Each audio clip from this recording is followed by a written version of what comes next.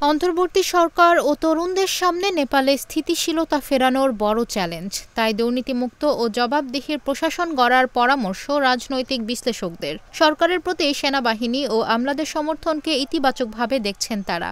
এছাড়া জাতিসংঘ, ভারত, চীন ও যুক্তরাষ্ট্রের সমর্থনও বিশেষ ভূমিকা রাখবে বলে মনে করছেন তারা।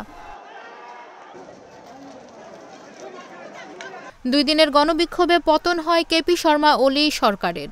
অন্তর্বর্তী সরকারের প্রধানমন্ত্রী হয়ে নেপালের দায়িত্ব নেন সুশীলা কার্কি।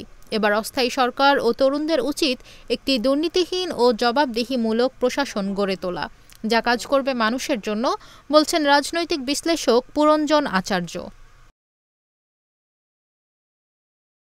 তরুণদের বিক্ষোভকে ঐতিহাসিক ঘটনা বলছেন এই বিশ্লেষক। নেপালে স্থিতিশীলতা ফেরাতে সুশীলা কার্কি বড় চ্যালেঞ্জের মুখোমুখি হবেন বলেও মনে করছেন তিনি।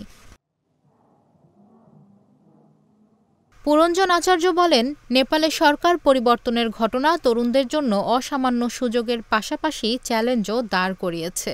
তারা তেমন পরিপক্ব কিংবা পরিণত হয়নি, আর সরকার ব্যবস্থা কতটা দুর্নীতিগ্রস্ত সেটাও জানে না তারা। অস্থায়ী সরকারের সামনেও একই প্রতিবন্ধকতা। তবে স্বস্তির বিষয় হচ্ছে, এই সরকারকে সেনাবাহিনী ও আমলারা সমর্থন দিয়েছে। রাজতন্ত্রের আবাসনের পর নেপাল রাজনৈতিক ও অর্থনৈতিকভাবে অস্থিতিশীল হয়ে ওঠে। কর্মসংস্থানের অভাবে তরুণরা বাধ্য হয়ে বিদেশে পাড়ি জমায়। এ অবস্থায় দেশে বিদেশে নেপালি রাজনীতিবিদদের উন্নত জীবনযাত্রা ক্ষুব্ধ করে তোলে মানুষকে। পুরঞ্জন আচার্য আরও বলেন, রাজনীতিবিদদের সন্তানদের বিলাসী জীবন, বিদেশ ভ্রমণ ও দামি গাড়ি ব্যবহার থেকে শুরু করে সবকিছুই লক্ষ্য করেছে তরুণরা।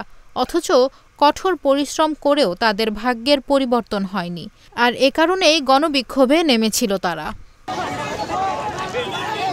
চ্যালেঞ্জ থাকলেও ভারত, যুক্তরাষ্ট্র, চীন ও জাতিসংঘ অন্তর্বর্তী সরকারকে সবাই সমর্থন করবে বলে দাবি পুরঞ্জন আচার্যের। দেশ পুনর্গঠনে এ সমর্থন বিশেষ অর্থ বহন করে বলেও মত তার।